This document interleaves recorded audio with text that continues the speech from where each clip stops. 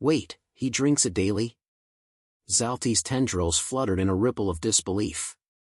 Dr. Eli Tran took another sip from his thermosteel mug, the scent of dark roast curling into the recycled air of classroom 4 Gamma aboard Luminaris Prime.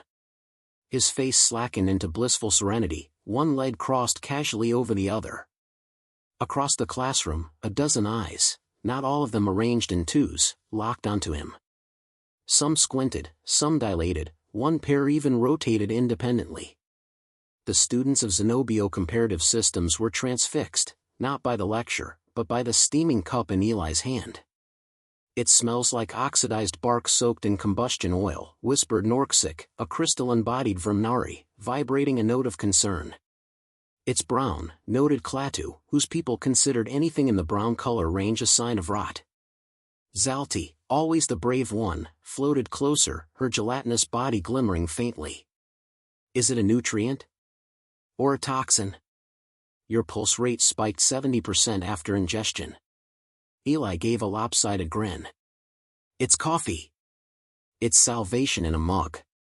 It's how I keep from strangling the printer every morning." Blank stares.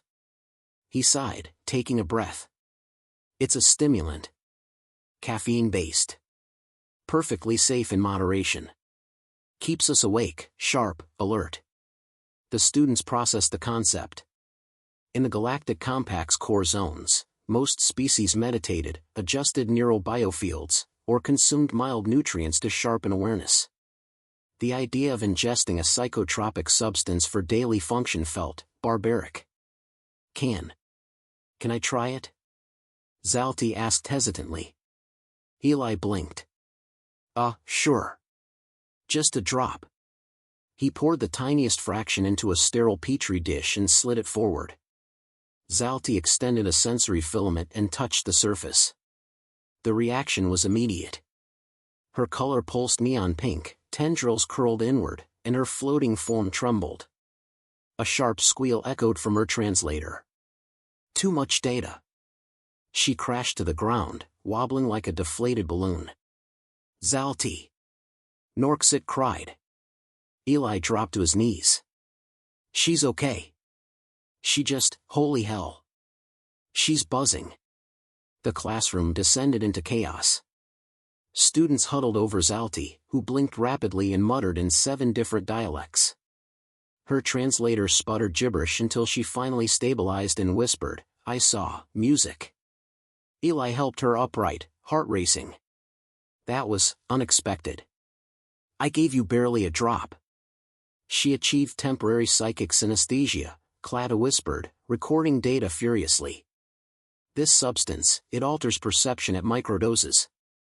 "Oh come on," Eli muttered. "It's not that dramatic. Humans are just calibrated differently." Before the discussion could settle, the classroom doors whooshed open with a heavy, deliberate hiss. In stepped Professor K.L. Rock. All voices fell silent. K.L. Rock was tall even for a Varellan, 6 elongated limbs, translucent skin veined with pulsating green, and a crown of nerve antennae that twitched with disapproval. He wore the ceremonial sash of the Cognitive Xenochemistry Department, which only came out for events. He eyed Zalti, still glowing faintly, then turned to Eli. "I was summoned by 5 simultaneous neural distress pings," he said in a voice like cold metal scraping glass. "Explain, human." Eli held up the mug. "This? Yes. That. That." K.L. Rock's fingers splayed into emphasis. "You imbibed an unregistered substance in a shared educational chamber. A student experienced a synaptic overload. It's just coffee, Professor. A designation of no meaning. Its molecular signature includes trimethylxanthine, polyphenol, acid compounds, and volatile alkaloids. It is, by every metric, a biochemical hazard." Eli rose slowly, the class watching every move. "With respect, I've been drinking this since age 15. Humanity has consumed it for centuries. It's not a toxin. It's tradition." "Deathworlders," K.L. Rock hissed, the word dripping with disdain. "You consume combustion fluid and call it ritual." Zalti tried to float upright. It wasn't dangerous. It was enlightening. KL Rock turned, antennae flaring.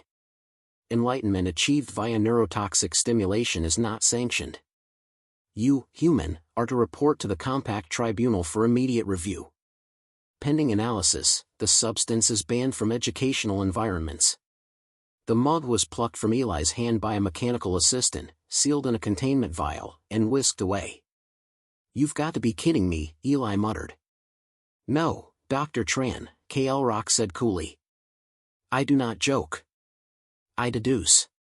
He turned and left without another word.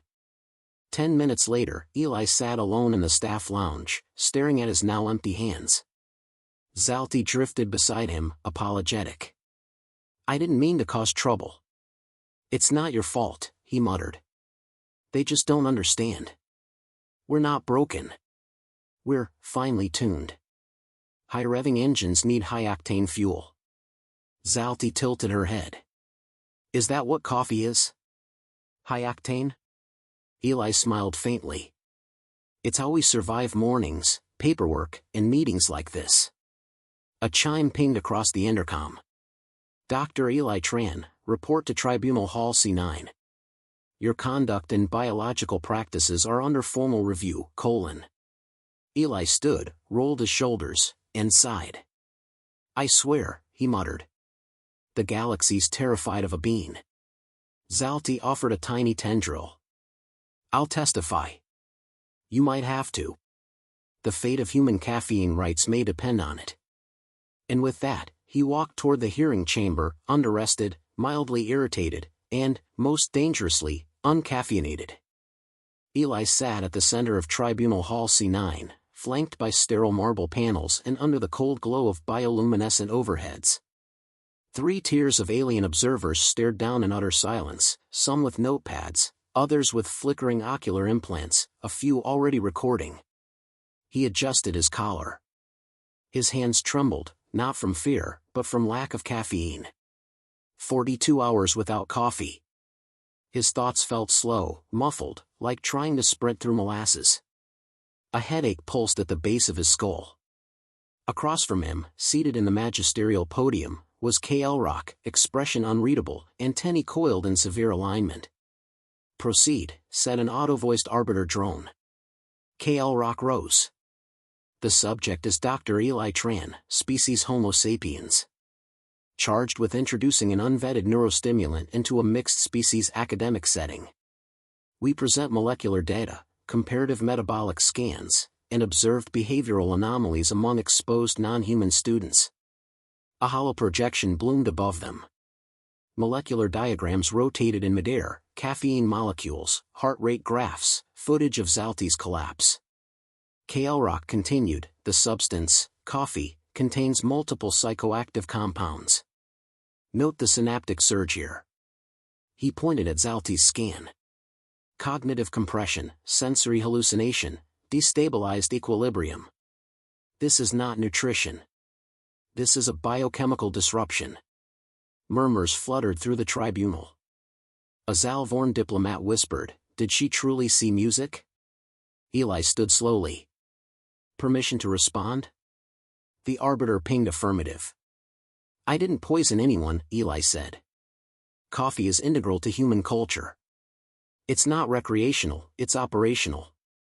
Our brains evolved under pressure, predators, cold nights, long migrations. We're not passive processors. We're wired. Coffee helps us keep pace with ourselves. KL Rock's voice sliced through. That proves my point. You require a foreign chemical to function at base cognitive standards. If a species needs daily neurochemical intervention, is that not evidence of internal instability? Eli clenched his jaw. You're misunderstanding the relationship. It's not addiction.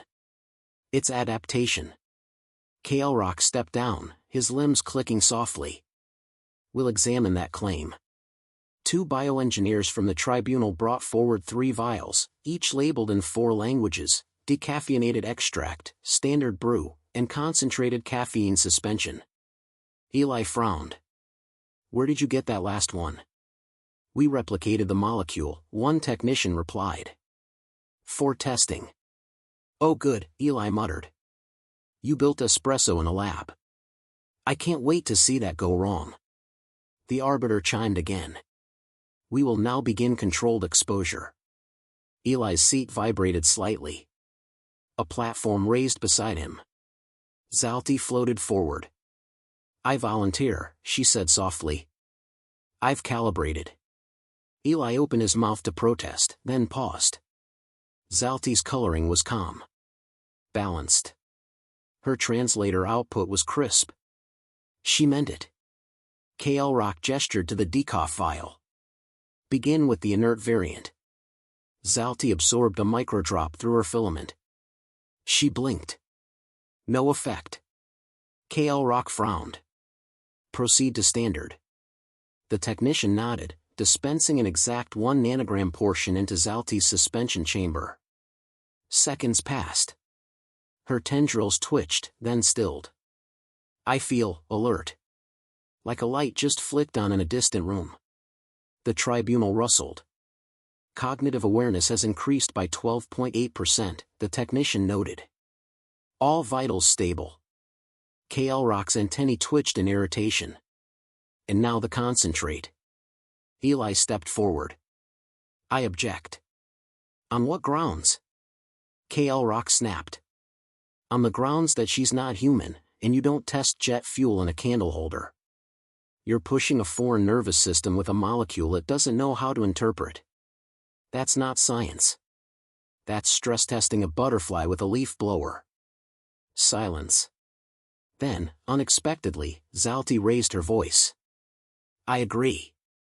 The technician lowered the third vial without further ceremony. Eli turned to the tribunal. Listen. I get it. Coffee is bizarre to you. Humans are already strange, emotional, volatile, impossible to categorize. But this drink isn't a threat. It's an emblem. KL Rock laughed bitterly. Of what? Chemical dependency? No, Eli replied.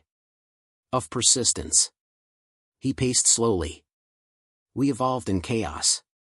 We push beyond what's reasonable. Not because we're trying to dominate, but because we don't know how to stop. Coffee didn't make us dangerous. It made us bearable. It slows down the screaming mind just enough to focus. It keeps a species of dreamers, worriers, and inventors from imploding under its own ambition. A silence hung over the room. Then Zalti spoke. When I tasted it, I saw the world speed up. I thought I was dying. But I wasn't. I was experiencing. Her voice trembled. You fear that. You fear what doesn't fit your models.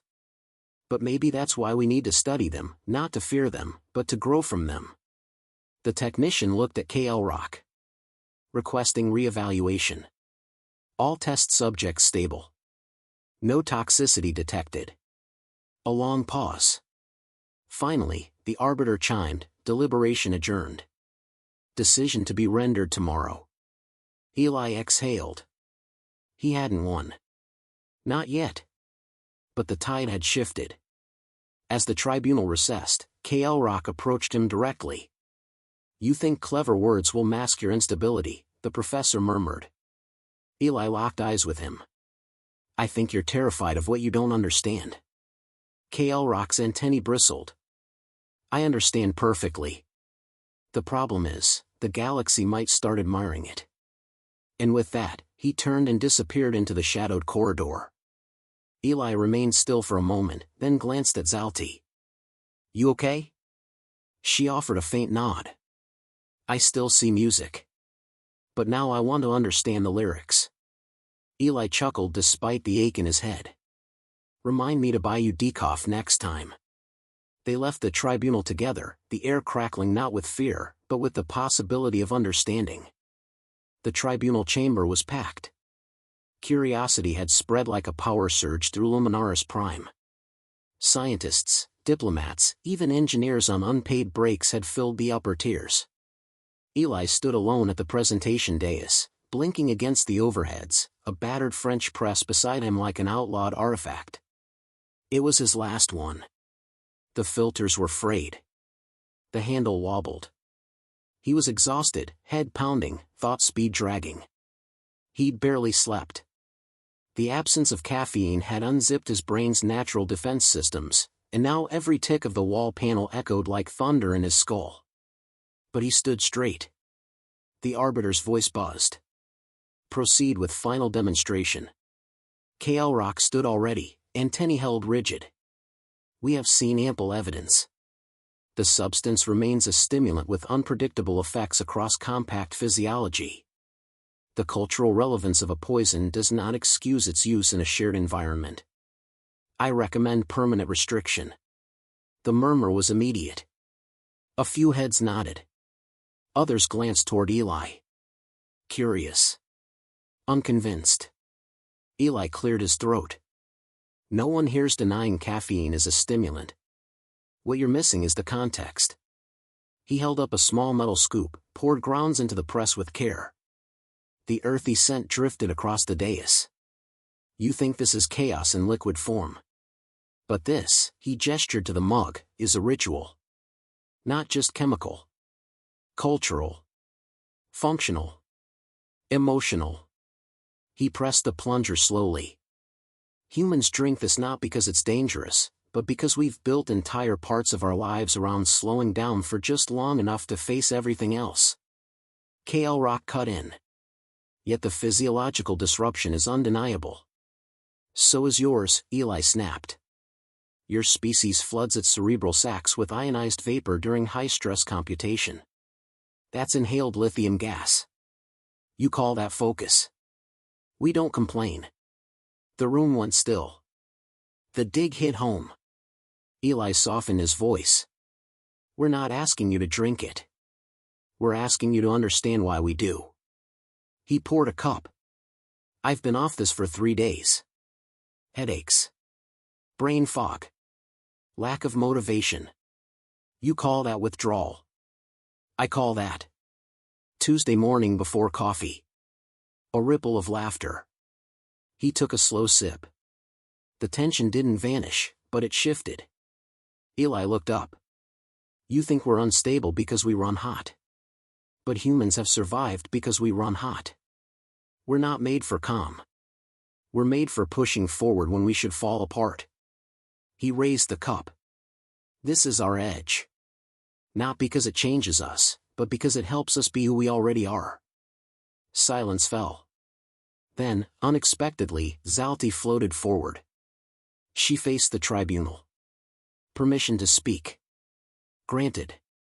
I sampled this fluid twice, she said, voice steady. And I don't desire it again. But I understand it now. It doesn't make humans dangerous. It keeps them balanced. Their biology is fast, loud, inefficient, and somehow effective. She turned to Eli. I've studied neural pathways for 2 cycles.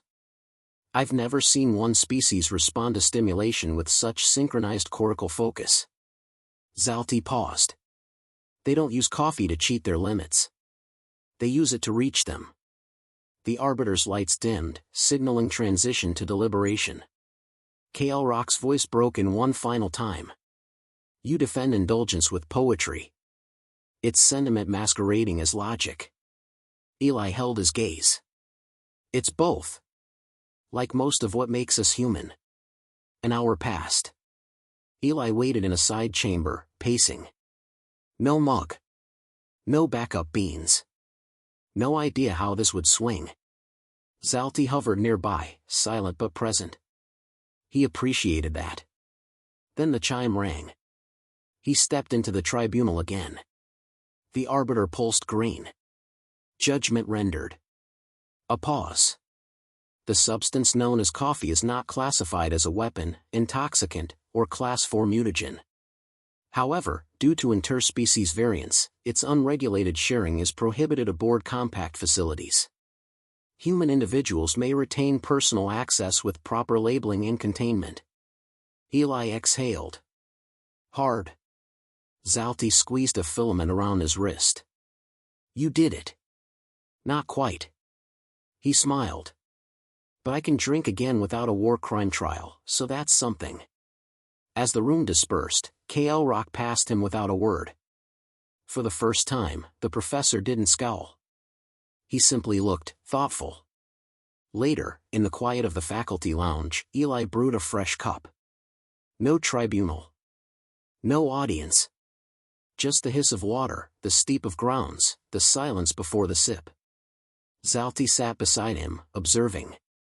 "You're going to drink that entire cup, aren't you?" "I earned it," Eli replied. She tilted her head. "It still smells like death." He grinned. "That's how you know it's working." 12 days after the tribunal, Eli found himself at the center of a new kind of chaos, peaceful, caffeinated, and oddly bureaucratic. He walked briskly through Corridor 7B of Luminaris Prime, a sealed carafe under one arm and a sleek silver datapad in the other. Behind him, a small group of curious aliens followed, scribbling notes, adjusting sensors, and whispering in their native frequencies. Zalti glided beside him like a content jellyfish on a mission. "You've started a movement." "I didn't ask to," Eli muttered. "You didn't have to," she replied. "You just brought the beans." The hallway turned left into the newly minted Human Sensory Adaptation Wing, a polite way of saying this is where the weird Earth stuff happens. Inside, half a dozen different alien species were gathered in a compact room designed to human tolerances, softer lights, Earth-like humidity, slightly warmer air, and at the center, a coffee bar. It wasn't much. Just a counter, a brewing station, and a menu translated into 9 languages. But to the Galactic Compact, it represented something enormous, accommodated chaos. Humanity had introduced its first officially sanctioned anomaly into the Compact's daily rhythm. Eli stepped behind the counter and flicked on the heater coil. "Okay, folks. Welcome to Brew Session 2. Today we're discussing the difference between French press and vacuum extraction. Anyone want to try the hand grinder?" An insectoid from the Nestlin conglomerate raised a thorax. "Let's go, big guy." Zalti whispered, "You sound happy." "I'm not unhappy," Eli admitted, measuring out the beans. "I thought they'd laugh me out of the room. Instead, they're lining up to smell dark matter in a cup." "It's more than the drink," Zalti said. "It's what it represents. They're beginning to understand the why of your species. Not just the what." The Nestlin fumbled with the grinder, chirping in rhythmic tones that Eli interpreted as either confusion or enthusiasm. He helped adjust the grip. Across the room, 2 Vrmnari debated caffeine tolerance charts. A Zalvorn scribbled something in a language that looked like lightning frozen in air. A trio of students from Klata's orbiting colony observed Zalti like she was a pioneer. It wasn't just novelty anymore. It was interest. Investment. Curiosity. Eli handed a tiny ceramic cup to the Nestlin, who sniffed it hesitantly. "Remember, just smell. Sip if you're cleared. No full mugs unless you have a human's adrenal glands." The Nestlin nodded and inhaled sharply. A shiver rippled through its exoskeleton. "I see music," it rasped. Zalti smiled knowingly. "It's always music first." Eli chuckled and turned back to refill the kettle. That's when K.L. Rock entered the room. Everything went still. The professor approached with his usual glacial precision, hands folded, antennae resting in their neutral position. He didn't speak at first. Just studied the room, the setup, the aliens, the charts on the walls, and finally Eli. "I expected worse," he said, his voice flat. "I've toned down the chaos," Eli replied. "I've even labeled the sugar dispensers." K.L. Rock stepped to the counter. "May I inspect the compound again?" Eli handed him a sealed sample packet. The professor analyzed it under a handheld scanner. No mutations. No instability. No neuroactive residue beyond threshold limits. Eli raised an eyebrow. "Is that a compliment?" "It is an observation." He paused. "Your presentation at the tribunal shifted perspectives. Including mine." Eli leaned forward slightly. "Really?" I did not comprehend the ritualized resilience of your kind, K.L. Rock admitted. Nor did I grasp the underlying structure beneath what appeared chaotic. Most of what we do looks chaotic, Eli said. But there's meaning in the madness. K.L. Rock studied the bar. This station has already logged 3,000 queries regarding your beverage. Some species have requested cultural exchanges. Others wish to analyze its emotional impact in long-duration spaceflight. Eli grinned. Just wait till they try tea. K.L. Rock looked like he'd swallowed static. Zalti floated up. He's joking. Mostly. The professor nodded faintly. In any case, I have revised my stance. Humanity may not be an aberration. You are a variable. We prefer the term wildcard, Eli said. Before K.L. Rock could respond, an alarm chirped on Eli's pad. Another request from the diplomatic wing, he said, scanning it. They want a batch for tomorrow's treaty signing. He looked up at K.L. Rock. Think you could help me analyze which blend won't offend 7 species at once? K.L. Rock raised one translucent brow. You want my collaboration?